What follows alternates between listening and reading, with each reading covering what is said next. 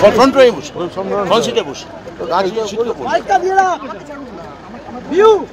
তারপর ওরা আমায় টেনে পেছনে নিয়ে গেল। আপনারা দেখুন, এইভাবে যদি মন্ত্রী বসে, মাননীয় মন্ত্রী বসে গাড়ির কাঁচের উপর হামলা হয়, এটা তো একেবারে আহত করার মতো, শারীরিকভাবে আহত করার মতো টার্গেট করে করেছে এই অসভ্যগুলো। যেখানে একটা ওয়েব কুপার সম্মেলন, ঘোষিত প্রোগ্রাম, সেটা ডিস্টার্ব করতে গেছে। মাননীয় মন্ত্রী তখনও বলেছেন আমি কথা বলবো, তারপরেও আমাদের অধ্যাপকদের মারধর করা হয়েছে। আর এটা কোন, এরা কি চায়? এই বামেরা তো লন্ডভন্ড করেছে 34টা বছর ধরে, তারপরে আজকে এই ঘটনা, পুরো কাঁচের এই অবস্থা, আর সামনে সিটে বসে মাননীয় মন্ত্রী। এটা আমি মাননীয় মন্ত্রীকে ধন্যবাদ দেব, অভিনন্দন জানাবো যে তিনি সমস্তটা সংযম দেখিয়েছেন, অভিভাবকের মতো কাজ করেছেন, এবং আমাদের টিম কোনো রকম প্ররোচনায় পা দেয়নি। কিন্তু তৃণমূলের সৌজন্যকে যেন এরা কোনো মতে তৃণমূলের দুর্বলতা না ভাবে। মন্ত্রী গাড়িতে বসে এই কাঁচ এইভাবে ভাঙা হয়েছে, যে কোনো বড় ইনসিডেন্ট হয়ে যেতে পারত। আর সেটা করার জন্য পরিকল্পনা করে, এ তো ছবি বেরোচ্ছে, সব এক এক করে তো ছবি বেরোচ্ছে, এদের চিহ্নিত করা হোক।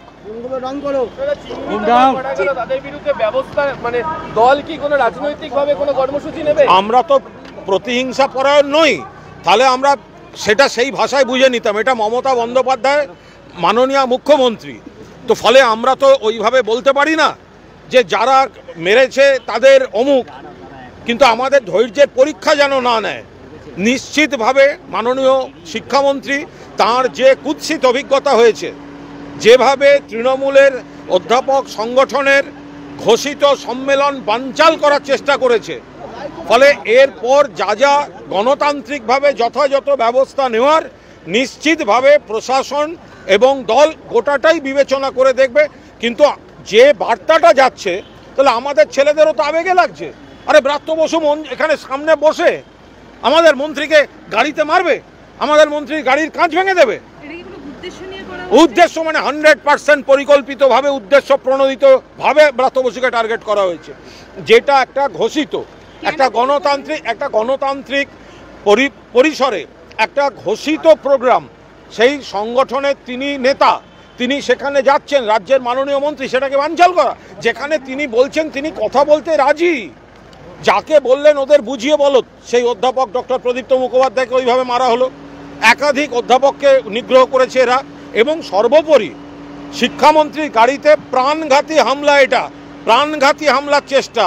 কাঁচটা ওইভাবে ভেঙে, পুরো কাঁচটা তো ওর গায়ে মুখে পড়তো, এই দায়িত্ব কে নিত? অনেকটা পড়েওছে।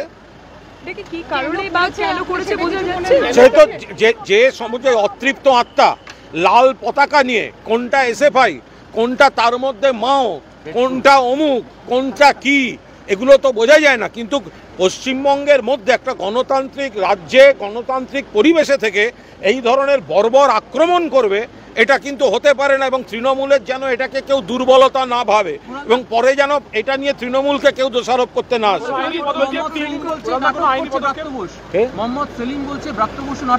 এরপরে যদি মোহাম্মদ সেলিমের কোনো ঘোষিত প্রোগ্রামে তৃণমূলের ছেলেরা জল বাতাসা দিতে যায়, তখন মোহাম্মদ সেলিম গ্রহণ করবেন তো? যেখানে একটা হামলা হচ্ছে, এই পরিমাণ হামলা, সেটাই মোহাম্মদ সেলিম যতই শূন্য হোক, একটা দায়িত্বশীল পদ, একটা দলের রাজ্য সম্পাদক, তিনি বলছেন ব্রাত্য বসু নাটক করছে। তাহলে আপনার দলের যখন কোনো কিছু হবে, তখন আমাদের ছেলেরা যদি জল বাতাসা নিয়ে পরিষেবা দিতে যায়, তখন সেটা হজম করতে পারবেন তো? তৃণমূল ওই রাজনীতি করে না বলে এখনো দাঁড়িয়ে কথা বলছেন। তৃণমূল 3টে টার্ম সরকারে, তারপরেও যাদবপুরের এই পরিস্থিতি কেন বারবার বদল হচ্ছে, এটা আলাদা বিষয়, মানে এটা একটা বৃহত্তর বিষয়, সেটা পরে মাননীয় মন্ত্রী ব্যাখ্যা করে বলে দেবেন। কিন্তু যেভাবে বিনা প্ররোচনায় পরিকল্পিতভাবে শিক্ষামন্ত্রীর উপর এবং আমাদের সম্মেলনে আক্রমণ হয়েছে, এটা আমরা অত্যন্ত সিরিয়াসলি নিলাম।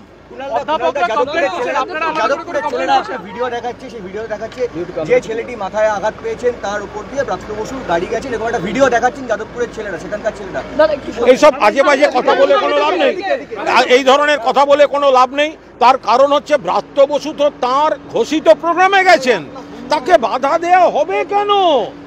তাকে বাধা দেওয়া হবে কেন? তিনি তো তার ঘোষিত প্রোগ্রামে গেছেন। এবার তিনি তার মতো করে যাবেন, তার রাস্তা আটকানো, রাস্তায় শুয়ে পড়া বা অমুক ব্রাত্য বসু টপকে গেছেন কি ব্রাত্য বসু ডান দিক দিয়ে গেছে, এই কথাগুলো আসবে কেন? ব্রাত্য বসু তো ঘোষিত প্রোগ্রামে গেছেন, অন্য সংগঠন সেখানে বাধা দিতে আসবে কেন? সবচেয়ে বড় কথা, তিনি তো এতটা সৌজন্য দেখিয়ে বলছেন আমি তাদের সঙ্গে কথা বলবো, আমার সম্মেলনটা করে নিতে দাও তোমরা। তারপরে এটা একেবারে পরিকল্পিতভাবে ব্রাত্য বসুকে টার্গেট করে একেবারে বড়সড় ক্ষতি এবং আমাদের সম্মেলনটা বানচাল করার জন্য এরা এই কাজ করেছে। এটা গণতন্ত্রের পরিপন্থী, এটা আধা জঙ্গি আচরণ এবং এটা আমরা সিরিয়াসলি নিলাম। এটা আমি বলতে পারবো না, এটা মাননীয় শিক্ষামন্ত্রী, আমরা তো ধন্যবাদ দেব তাকে। তিনি তো ওখানে দাঁড়িয়েও তিনি অত্যন্ত সংযম দেখিয়েছেন, অভিভাবকের মতো আচরণ করেছেন। কিন্তু এরপরে কি হবে, প্রশাসনিকভাবে কি হবে, সেটা প্রশাসনিক স্তরে ওনারা ঠিক করবেন। গাড়ির কাজটা কিভাবে ভাঙলো, মানে কি পরিস্থিতি তৈরি না হলো? না, একটা ঢিল ছুড়লো, তবে হাতে গিয়ে দুজনে দুদিকতে ঘুষি মারাতে এটা পুরোটা ভেঙে গেল। আমার ড্রাইভারের পুরো প্রথমে জামা কাছে ভেঙে গেল, তখন আমার এইটা মারলো। আমার কাছে যখন পুরোটা ভেঙে আমার গায়ে পড়লো, তখন আমার যে পেছনে একজন সিকিউরিটি ছিল সে আমাকে টেনে পেছনে নিয়ে গেল, এই আর কি। আপনার আরেকটা গাড়িও তো ভাঙচুর করা হয়েছে। পেছনে যে আরেকটি গাড়ি ছিল সিকিউরিটিতে, সেই গাড়িটাও ভাঙচুর করেছে। সেটা ভাঙচুর করেছে, তার চাকা খুলে নিয়েছে, মানে চাকার হাওয়া খুলে নিয়েছে। যাদবপুরের জন্য মুখ্যমন্ত্রী যখন যখন এইট দরকার হয়েছিল, মুখ্যমন্ত্রী সবার আগে যাদবপুরের জন্য স্পেশাল প্যাকেজের ব্যবস্থা করেছে। যাদবপুরের কোনো যদি ভালো ওখানে ভালো ছাত্ররা তো সত্যিই তো আছেন, তা তারা যদি ভালো রেজাল্ট করেন সেটা আমাদের রাজ্যের গর্ব। কিন্তু এরা কারা, কি উদ্দেশ্যে এটা ওরা আজকে এটা ঘটালেন, এটা আমার বোধগম্যতার বাইরে। এটা শিয়ার নুইসেন্স, নৈরাজ্য সৃষ্টি করা ছাড়া এদের আর কোনো লক্ষ্য নেই। একটা ওই কুণাল ঘোষ যেটা বললেন, একটা হতাশ অতৃপ্ত আত্মা, সেই আত্মার দল, যাদের পাশের বাড়িতেও যাদের কাউকে চেনে না, তারা এই সাবসিডি পেয়ে এই ধরনের বিশ্ববিদ্যালয়ে এসে পড়ে সেই বিশ্ববিদ্যালয়ের পরিবেশ নষ্ট করে, একাডেমিক পরিবেশ এটা হতে দেয় না। আপনি পুলিশকে ডেকেছেন? মানে পুলিশ বারবার করে উপাচার্য আমায় বলেছেন পুলিশ ডাকতে সম্মত হয়নি। কেন? আমার মনে হয়েছিল যে এটা আমরা নিজেরাই কথা বলে নিতে পারবো, কারণ তখনও আমি চাইছিলাম যে ওরা আসুন, আলোচনায় বসলে। আমি 4 জনকে ডাকলাম, ওরা বললেন 40 জনের সঙ্গে এসে কথা বলতে হবে। তারপর আমি 15 মিনিট বসলাম যে অন্তত 4 জন বলায় যাতে ওরা রাজি হয়। একজন এসে বললেন না, 40 জনের সঙ্গেই কথা বলতে হবে। ইন দ্য মিন হোয়াইল উপাচার্য আমায় বললেন, আর প্রফেসর ওমপ্রকাশ মিশ্র বললেন যে চলুন আমাদের গাড়িতে বেরিয়ে যাবে। তো গিয়ে দেখো আমার গাড়িটাই আছে, আমি উঠে পড়লাম। তারপর এই ইট, লাঠি, গুলি, গালাগাল, গুলি বর্ষণ, এই লাঠি বর্ষণ, এসবই চললো। চিকিৎসকরা কি বললেন? আপনি যে ট্রমা কেয়ারে অনেকগুলো টেস্ট করালেন, চিকিৎসকরা বললেন যে একটা প্রেশারে, আমি এত ডিটেল বলবো না। আমি বলছি আমি ঠিক আছি, আমি সুস্থ আছি, আমি ভালো আছি। আমার অনেক অধ্যাপিকা আহত, আমি তাদের নিয়ে অনেক বেশি নিজের থেকে তাদের থেকে ব্যাপার অনেক বেশি কনসার্ন। আইনি পদক্ষেপের কথা কিছু ভাবছেন? আমার এই অধ্যাপক সংগঠন ভাইস প্রেসিডেন্টরা ওরা বোধহয় যাদবপুর থানায় গেছেন, আমার খবর নিয়ে জানালেন। প্রফেসর ওমপ্রকাশ মিশ্র আরও উপাচার্যও বোধহয় গেছেন কিনা আমি জানি না। ওরা বোধহয়, কেন অনেকে বলছেন যে অনেকে বহিরাগতও ছিল, কয়েকজন বাইরের ছাত্র ছিল। তো দেখা যাক। আমি তো এখন এখানেই, আমি পিজিতে এসেছিলাম, ওখানে কি হলো না হলো এই খবর এখনো থানায় আমার কাছে আসেনি। মুখ্যমন্ত্রীর সঙ্গে কথা? মুখ্যমন্ত্রীর সঙ্গে কথা হয়েছে, মাননীয় নেত্রীকে আমি পুরো রিপোর্টটাই জানিয়েছি। Thank you.